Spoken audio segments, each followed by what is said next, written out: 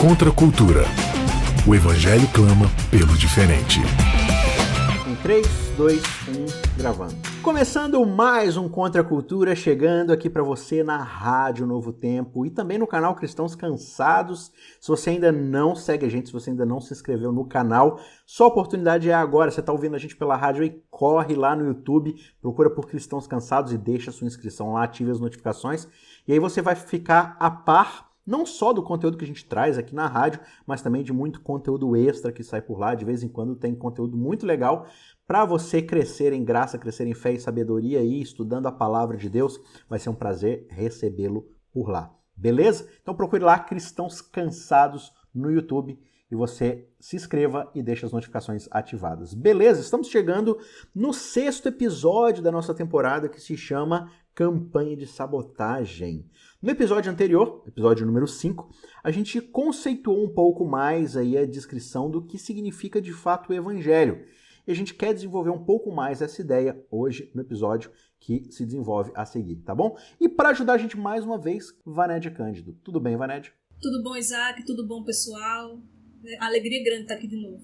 Ô, Vanédia, a gente teve no episódio falando, mostrou todo esse passo a passo aí de que de fato, o Evangelho é a boa notícia, mas para ele ser uma boa notícia é porque antes existe uma má notícia de que nós estávamos perdidos, por causa da nossa impiedade e tudo mais. Portanto, o Evangelho ele não é um conselho a respeito de boas ações que a gente deve desenvolver. Por quê? Justamente porque a gente é incapaz desse tipo de ação, desse tipo de iniciativa. A gente não tem a iniciativa de fazer o bem. Deus precisou se mover em nossa direção porque nós estávamos como inimigos de Deus. Deus, a parte ofendida, foi em nossa direção. Para a gente entender, ficar bem claro para o amigo ouvinte. Se a má notícia é de que eu não consigo amar a Deus e ao próximo por causa dos meus pecados, por causa da minha condição pecaminosa, ou seja, eu não consigo alcançar o alvo do amor de Deus e das expectativas que Ele nos criou para sermos, certo? Então eu não consigo, essa é a má notícia. Sim. Então, se essa é a má notícia, a boa notícia é que Deus não levou isso em conta. Aliás, ele levou em conta e Deus ele derrama a sua ira. Ao invés de derramá-la em nós, ele derrama no seu filho. Então, o salário do pecado, que era a morte, ao invés de nós pagarmos, ele faz esse pagamento em cima do seu filho. Ele paga esse preço por nós com o seu próprio sangue, Então, se a má notícia é de que eu não consigo ser bom o suficiente para ser salvo e Cristo precisa me salvar, então esse é o Evangelho, é o que eu preciso pregar. E aí, Vanédia, a gente chega diante de certas frases que a gente costuma usar por aí, às vezes na hora de passar lição, às vezes na hora de pregar em público, às vezes na hora de postar no Facebook, no Twitter, no Instagram, que são frases do tipo, pregue o evangelho, se necessário, use palavras, como se a anunciação das palavras fosse algo facultativo. Geralmente quem usa essa frase está querendo dizer o quê? Você não precisa dizer com a sua boca, com suas palavras, o que é o Evangelho, o que ele significa e qual é a resposta que se dá ao Evangelho. Basta você ser uma pessoa gente boa, basta você ser uma pessoa legal com os outros, uma pessoa amável, um bom vizinho, um bom empregado, um bom pai, uma boa mãe, um bom aluno, um bom empregado, enfim, um bom chefe. Se você fizer isso, o Evangelho vai estar sendo pregado por suas boas ações. O problema é que o Evangelho é a boa notícia de que Deus não vai me destruir porque eu não sou uma gente boa. Então como é que eu posso justamente pregar com a minha vida algo que o Evangelho é uma resposta porque eu não consigo fazer? Eu até entendo mais ou menos, eu mesma pensava assim, usava essa frase, achava muito bonita essa frase, pregue, necessárias palavras. Se você usá-la como uma hipérbole, para dizer assim, olha, não adianta você só ter discurso, só ser da boca para fora, e se você não vive em conformidade com aquilo. Se for um hipérbole para dizer isso, perfeito. Poderia ser invertido para dizer assim, viva o que você prega. Isso. Seja coerente com o que você prega. É isso. Exatamente.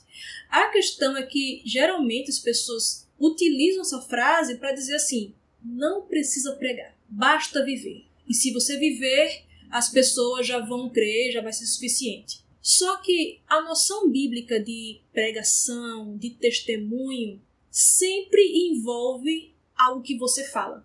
É claro que você também vai fazer isso por meio das suas ações, e as suas ações vão ajudar, vão deixar mais clara, vão adornar a mensagem que você prega.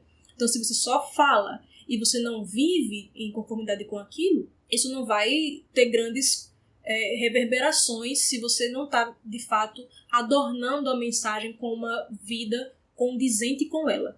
Agora, quando você vai lá para o texto áureo sobre testemunho, Atos 1:8, Olha só, diz assim: mas recebereis poder ao descer sobre vós o Espírito Santo e sereis minhas testemunhas, tanto em Jerusalém como em toda a Judéia e Samaria, até os confins da terra. Então os discípulos receberiam poder para serem testemunhas de Deus. Só que, o que você vai ver no decorrer aqui do livro de Atos, em sequência, o que acontece ali? O Espírito é derramado sobre os discípulos em Atos 2 e eles começam a falar em línguas. Né? Então, essa descida do Espírito não foi uma descida para que você seja uma testemunha silenciosa, né? Você vai ali e fica fazendo mímicas e códigos para mostrar para a pessoa que você é cristão, que Cristo lhe salvou. Não, era por meio do discurso mesmo, né? O Espírito Santo desceu e eles falaram tanto, não falaram nem só a língua deles, falaram outras línguas, inclusive. E aqui tem o discurso de Pedro também, em Atos 2. Pedro faz uma pregação. E eu também entendo, né, quando a gente fica falando assim, não adianta falar, não precisa falar, basta viver. Porque a gente adquiriu, né, essa palavra, assim, esse ranço forte com relação à hipocrisia. De fato, a hipocrisia é algo muito grave, foi muito condenado por Jesus. Só que você não precisa jogar o bebê fora junto com a água da bacia. Você não precisa ser hipócrita. E para não ser hipócrita, você tem que parar de falar. A Bíblia nos manda que a gente fale, que a gente pregue. Você vai ver lá como é que os discípulos testemunhavam, como é que Paulo testemunhava. Se você for ver Atos 2, 40 e 41, é dito assim, né? Pedro pregou, 13.000 pessoas se batizaram, por causa do testemunho que eles deram, e é dito aqui, verso 40 e 41 de Atos 2. Com muitas outras palavras, deu testemunho e exortava-os. Então, como é que foi que Pedro deu testemunho? Com muitas sendo gente boa. Palavras. Pois é, né? Tá, desculpa. Então, com muitas, não só pouco, muitas palavras, ele deu testemunho e exortava dizendo: salvai-vos desta geração perversa. Então, os que lhe aceitaram a palavra foram batizados, havendo um acréscimo naquele dia de quase 3.000 pessoas. As pessoas que aceitaram as palavras que saíam da boca de Pedro creram. É como o texto que você leu lá de Marcos 1 no episódio passado. Marcos 1, 14 e 15. Jesus fala, olha, arrependei-vos e crede no Evangelho. Parece que você está me mostrando um padrão aqui, porque tanto lá Jesus começa falando com arrependei-vos. E aqui Pedro fala salvai-vos dessa geração perversa, ou seja, arrepende. Parece que a gente tem que fazer uma espécie de antagonismo primeiro, antes de ser boas novas, né? Foi isso que a gente meio que desenvolveu no episódio todinho. Será que muitas vezes a gente também prefere só ser gente boa ali do nosso conceito de gente boísmo e não anunciar, porque primeiro a gente precisa confrontar as pessoas para fazer uma exortação e a gente não quer criar um tipo de constrangimento, porque isso vai causar alguma vergonha para nós, algum tipo de prejuízo, talvez. Então, para a gente se poupar desse constrangimento, a gente evita falar? Sim, muitas vezes a gente está querendo se preservar, né? A gente tem um temor do homem e a gente fica, mas se eu falar, o que as pessoas vão pensar de mim? Elas vão pensar que eu sou uma fanática, uma pessoa intolerante, então não vou falar. Eu vou ser uma testemunha silenciosa. Interessante que a questão do testemunho silencioso, ela não pega quando você está defendendo seu político, quando você está defendendo uma série de coisas, seu time de futebol. Aí você não é testemunha silenciosa. Eu vou torcer aqui pelo Flamengo somente sendo testemunha silenciosa e não vou defender o Flamengo. Sabe, você não utiliza isso para outras coisas, só utiliza isso para Deus. E é impressionante como é que a gente não tem nenhum pudor de brigar com as pessoas nas redes sociais para defender político, né? Exatamente. Aí a pessoa pode até pensar assim, não, mas é porque o político, ele precisa de advogados, né? Deus não precisa de advogados, Deus precisa de testemunhas. É uma frase que a gente repete muito e ela fica assim na cabeça, parece uma frase bem correta. Piedosa.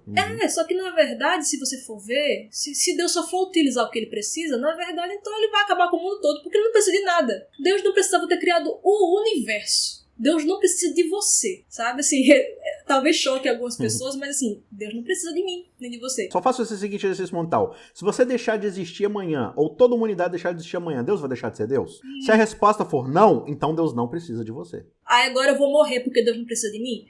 Não. Deus não precisa de nada. Deus é autossuficiente na comunidade ali da Trindade. Deus Pai, Filho e Espírito Santo se preenchem, se satisfazem a eles mesmos. Eles não precisam de nada, mas mesmo assim ele escolheu em sua soberania nos criar. Embora Deus não precise de advogados, porque ele não precisa de nada, mas ele quer sim que a gente faça defesas da fé. O próprio Pedro, que pregou aqui esse sermão em Atos 2, ele fala lá na sua carta, em 1 Pedro 3,15, que nós devemos estar sempre prontos a dar a todo aquele que nos peça a razão da esperança que há em nós. Então, ou seja, nós devemos advogar também desse Deus, nós devemos defender a fé, né? Paulo fala em Tito 1,9 que nós devemos fazer calar os contradizentes, não no sentido de aquele calar compulsório, mas no sentido do argumento. Por falta de argumentos, Exatamente, você argumentar acerca daquilo. E você vai ver isso no próprio livro de Atos mesmo, Atos 18, verso 4, por exemplo, é dito que Paulo, ele dissuadia, né? Ele persuadia lá nas sinagogas, e todos os sábados discorria na sinagoga persuadindo tanto judeus como gregos. Então Paulo discorria, ele falava e ele persuadia. Atos 19 também, verso 8, é dito assim: durante 3 meses Paulo frequentou a sinagoga, onde falava ousadamente, dissertando e persuadindo com respeito ao reino de Deus. Então, como é que Paulo falava do reino de Deus? Era sendo testemunha silenciosa? Não, claro que ele era uma pessoa correta e tudo mais, mas não era só isso. Então, você ter uma vida condizente com as suas palavras é fundamental, mas não é suficiente. E também você só falar e não viver também, nem uma coisa nem outra. Uma coisa não anula a outra. Você vai ter que falar e viver. Paulo fala lá em Efésios 6,19, que seja dada a palavra para que no abrir da minha boca, tem como ser mais claro do que isso, abra a sua boca, abra a sua boquinha e fale do que Cristo fez e fale da salvação em Cristo. Então, assim, a gente não pode ficar assim com esse medo, sabe, uma desculpa para o nosso receio, para o nosso medo de falar de Cristo, para a gente ficar no nosso comodismo, né? Embora Deus não precise de advogados, mas nós precisamos. Nós precisamos de uma boa apologética, de uma boa doutrina saudável, da boa pregação do evangelho, porque nós estamos sendo enganados pelo outro reino, que é o reino que a gente precisa sabotar. Então, a pregação do evangelho é a sabotagem desse reino. Porque se de fato a gente não explicar para as pessoas que elas são escravas desse reino, como é que elas vão descobrir? Elas acham que está tudo certo. Então, assim, você precisa mostrar que existe algo de diferente e que existe uma necessidade a ser suprida e que só Cristo pode supri-la. Imagina que existe alguém que está doente. Sei lá, se a pessoa tem uma doença assim, que ela precisa de um determinado remédio que ela desconhece. Então ela está muito debilitada. Aí eu falo assim, eu não preciso falar para ela que ela precisa de um remédio. Eu vou só ficar saudável perto dela e ela vai perceber que eu sou saudável e vai querer ser saudável também. Só o simples fato de eu aparecer diante dela saudável não faz com que ela se cure. Eu preciso falar para ela, ó, existe um remédio e eu tenho esse remédio para te dar. Agora, por exemplo, vamos dizer que essa pessoa não sabe que ela está doente. E eu acho constrangedor ter que falar para ela que ela está doente. Ó, você está doente. Por que você está doente? Você está pálida, você não está tendo energia para fazer nada, você está desmaiando. Não, mas se eu falar isso a pessoa vai se ofender. Ok, mas se você não falar também ela vai morrer, porque ela está doente. Então você vai precisar dizer para ela, ó, tem um remédio e você precisa tomar esse remédio. Agora também pode acontecer de, por exemplo, eu também tá doente que nem ela, fala assim, ó, tem um remédio. Ah, então toma. Ah, não vou tomar não, toma você. Né? Tipo, o remédio serve para mim, não serve para você, né? Então veja, cara, da mesma forma como as pessoas precisam ver na nossa vida que esse remédio fez efeito, mas também a gente precisa falar para elas que elas precisam desse remédio. Então, são coisas complementares, não são coisas excludentes, né? E a gente vive essa ideia de exclusão. Aí eu queria ler aqui, para a gente seguir essa reflexão, o texto de Romanos 10. E aqui em Romanos 10, Paulo está justamente, né, ele vem todo o livro de Romanos explicando, a gente já leu no episódio passado do capítulo 1, mostrando que tanto os judeus quanto os gentios são alvos da ira de Deus. Não é porque o gentil tinha ignorância, que por causa da sua ignorância ele está livre da ira de Deus. Ah, eu não sabia. Não interessa. Você é alvo da ira de Deus, que você está fazendo errado. Ah, mas o judeu tinha revelação, então o judeu é povo da aliança, então o judeu está liberado. Não, mas para vocês é até pior, porque vocês sabiam e mesmo assim desobedeceram. Então Paulo fala assim, ó, todos estão debaixo da desobediência da lei divina, né? Então todos vão ir para a ira de Deus. Então todos precisam receber essa boa notícia. Então, Paulo está falando assim, olha, vocês precisam entender o evangelho. E aí ele vai dizer assim no final do verso 8, essa mensagem é a mesma que anunciamos a respeito da fé, ou seja, se você declarar com sua boca que Jesus Cristo é Senhor e crer em seu coração que Deus o ressuscitou dos mortos, aí você será salvo. Pois é crendo de coração que você é declarado justo e é declarando com a boca que você é salvo, né? Aquele que confiar em Deus jamais será envergonhado. E aí ele continua explicando essa questão que não existe essa diferença entre os judeus e os gentios, porque todo aquele que invocar o nome do Senhor, independente de ser judeu ou gentil, vai ser salvo. E aí o verso 13 diz, pois todo aquele que invocar o nome do Senhor, esse será salvo. Ou seja, não importa se você é judeu ou é grego, o que importa é que você confesse o nome do Senhor, ou seja, que você tome o remédio para sua culpa, para o seu pecado, para sua doença. E aí ele fala no verso 14, mas como eles vão poder invocar o nome do Senhor se não creram nele? E como eles crerão nele se jamais tiverem ouvido a seu respeito? Ou seja, eles nunca ouviram falar do remédio. Como é que eles sabem que tem um remédio? E como eles vão ficar sabendo a respeito se ninguém lhes falar? E como alguém vai falar para eles se ninguém foi enviado? E aí ele diz, porque as escrituras dizem. E aí ele cita lá o texto de Isaías, capítulo 52, né? Como são belos os pés dos mensageiros que trazem as boas novas. De novo, ilustrando aquela ideia lá que você explicou da guerra, né? Do mensageiro que vinha correndo para transmitir a boa notícia, ou seja, quão belos os pés daqueles que vêm dizer pra gente que a guerra acabou, que nós estamos libertos, né? Então, quão belos os pés das pessoas que vão até as outras para dizer, olha, se você não tomar um remédio, você vai morrer, mas está aqui o remédio para sua doença. Então, veja, o que o Paulo está argumentando é, gente, a fé, e aí ele termina justamente esse trecho dizendo isso, né? Portanto, a fé vem pelo ouvir, isto é, por ouvir as boas novas, o evangelho a respeito de Cristo. Então, para que a gente tenha a fé que vai confessar que Jesus Cristo é o Senhor, para recebermos a salvação, a gente precisa ter ouvido a mensagem do evangelho, que é a que vai alimentar a nossa fé. Se a gente não tiver esse evangelho, a gente não vai ter fé.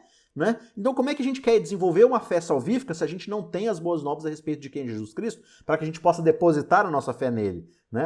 A gente acha que a fé é um poder místico que a gente... se eu tiver fé nessa garrafa de suco aqui o suficiente, eu vou ser salvo, porque o que importa é a fé. Não, a questão não é a fé, a questão é o objeto que recebe a sua fé, no caso, Jesus Cristo. Né? Então Paulo, eu acho que inequivocadamente aqui está falando, gente, se não houver a anunciação e a proclamação das boas novas, como é que as pessoas vão acreditar? E se elas não acreditarem, como é que elas vão crer? Então eu volto naquele ponto do início. Não é que Deus precisa de advogados ou de anunciantes. Nós precisamos ouvir. E se nós precisamos ouvir, alguém precisa falar. E quem é que vai falar se ninguém for enviado, né? Então daí tem duas coisas, né, desse texto que você leu. Tem a questão de que nós precisamos abrir a boca, como eu falei de Efésios 6,19, né, para que me seja dada a palavra, para que no abrir da minha boca eu pregue com intrepidez. Então a gente tem que ter essa ousadia, né? Então não é só por meio da vida, porque se os apóstolos tivessem crido nisso, assim, tivessem, eu vou pregar só com a vida, eles iam ser bons vizinhos, iam ser bons pais e não teriam sido mortos. Estariam ali gozando sua vida ali na sua cidadezinha, tranquilamente. Eles foram mortos exatamente por causa do testemunho da palavra que eles pregavam. Então, assim, eles foram meio bestas, né? Se você for ver. Porque era só ter entrado nessa ideia de que você prega com palavras, sem palavras, antagonizaram à toa, né? Pois é. Então, tem isso de você ter que usar palavras. E esse texto também fala, assim, que o testemunho que eu prego não é sobre minha vida, é sobre as boas novas. E a boa nova, como a gente viu no episódio passado, não é sobre mim, é sobre Cristo, é o que Cristo fez. São dois equívocos muito comuns quando a gente vai testemunhar. A gente acha que só em ser uma boa pessoa eu estou pregando para os outros, e isso, como a gente viu, é justificação por obras, porque não é o que eu faço, é o que Cristo fez. Não é quão boa eu sou, mas quão bom Cristo é que se entregou por mim. E a outra questão é que eu tenho que falar disso. É igual você dizer assim, pregue, se necessário use palavras. Eu dar um livro para você e dizer assim, leia, se necessário use as letras. Eu tenho que usar palavras. Eu não tenho essa opção. Já saiu o audiobook? Só se for. Eu não tenho essa opção de não usar palavras. É igual você tá assim, eu sou uma pessoa muito boa, e porque eu sou uma pessoa muito boa, a minha vizinha vai compreender finalmente que 2000 anos atrás um homem morreu por ela, pelos pecados dela, e que ela é pecadora. Não! No máximo, eu vou criar pessoas que dizem, olha só que pessoa inspiradora. Mas assim, é como diz uma frase, né? Um incompetente motivado continua sendo incompetente. Um pecador motivado, como eu posso ir além, eu posso ser o protagonista da minha própria história, eu posso não sei o que lá, todo esse discurso coach, que talvez seja bom nas empresas, não sei. Mas pro evangelho não serve de nada. É justificação por obras, sabe? Então a gente tem que deixar de lado essas ideias que a gente compra da cultura, que quando a gente vai ver como o ser humano sempre quis se salvar, é sempre por obras, né? Então ele tem que ter um mérito. E se a gente fala que não tem mérito, se a gente fala que não é acerca de mim, aí tem gente que não gosta. Já falei sobre isso em alguns locais, e cristão que se escandalizou. A pessoa não fala isso, mas é praticamente dizendo assim, como assim eu não sou o centro do universo? Como assim o evangelho não é sobre mim? Sabe? E a gente tem que parar para refletir um pouco e pensar, peraí, aquilo que eu estou anunciando, eu estou testemunhando acerca de quem? Eu estou falando simplesmente, olha só como eu sou uma boa pessoa, olha como eu tinha uma doença e agora não tenho mais. Isso não é o evangelho distintivo da Bíblia. Isso é simplesmente como o homem sempre quis ter redenção. O homem quer redenção por meio de uma boa educação, por meio da boa cultura, por meio de ser uma pessoa tolerante. O homem nunca quer redenção por meio de outro, por meio de Cristo. Ele sempre quer uma redenção própria. E o testemunho vai na contramão disso. Quando você tem falado bastante, né, sobre o significado de testemunho, né? Que testemunho quer dizer martírio, né? De onde vem a palavra martírio. E as pessoas estavam ali, os mártires, eles eram mortos exatamente porque eles estavam, você nega a sua fé ou você confessa o nome de Cristo. É aí por isso que os apóstolos vão falar. É porque nós devemos confessar que Cristo é o Senhor. E por isso eles eram mortos. Então, se a gente quiser imitar Jesus e os apóstolos, a gente tem que testemunhar como eles testemunharam. Que é por palavras e por atos. Os atos vão tornar mais forte a mensagem que eu vou pregar. Mas uma coisa não anula a outra. E aí, de novo, entra na confusão dos termos, né? De novo. O evangelho é a notícia da minha salvação. Agora, eu estou sendo salvo do quê? Eu estou sendo salvo justamente da minha incapacidade de obedecer a Deus. E aí eu quero mostrar para as pessoas que elas podem ser salvas me imitando a minha obediência.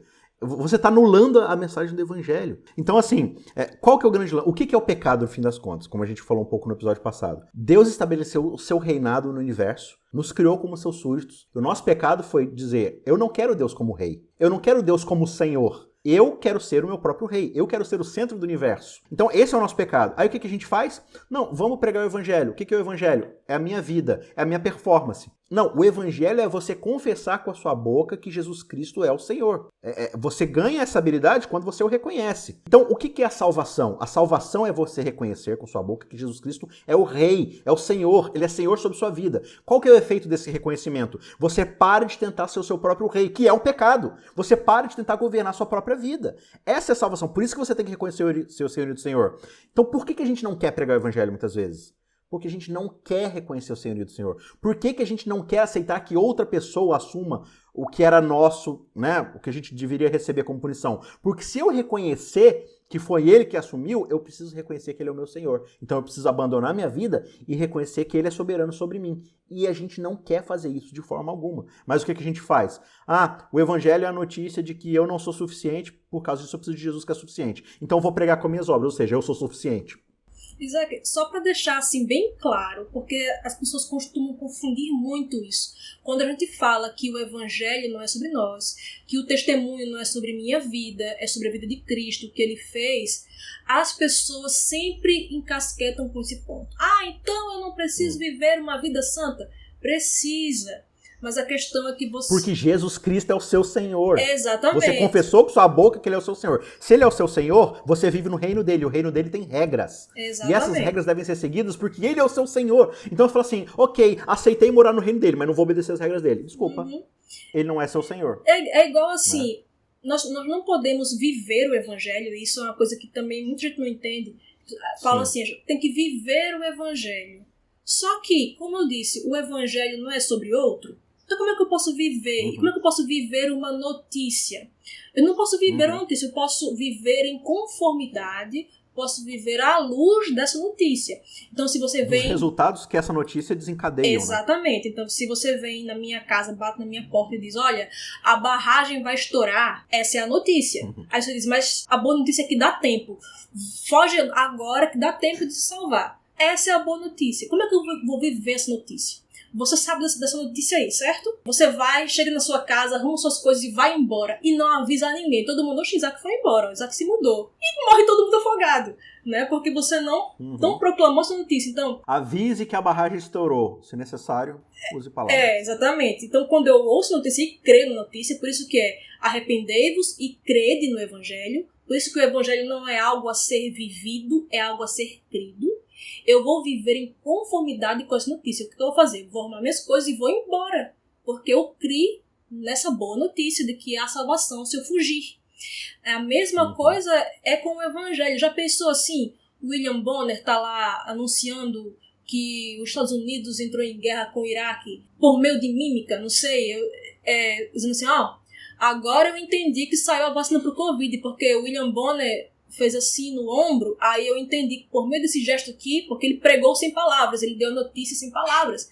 Isso não existe. A sua vida é necessária, mas nunca anula a necessidade de pregar. E isso aí pode estar sendo usado como uma maquiagem para a gente esconder o nosso temor do homem. E esse que está o problema, sabe? Você tem uma mensagem que as pessoas precisam desesperadamente, sabe? Você não tem a cura do Covid, não tem a vacina do Covid que todo mundo quer. Você tem uma mensagem muito mais importante do que essa. Então por que se envergonhar disso? Sabe? Por que não crer no que está lá em Romanos 1,16, que o Evangelho é o poder de Deus para a salvação de todo aquele que crê?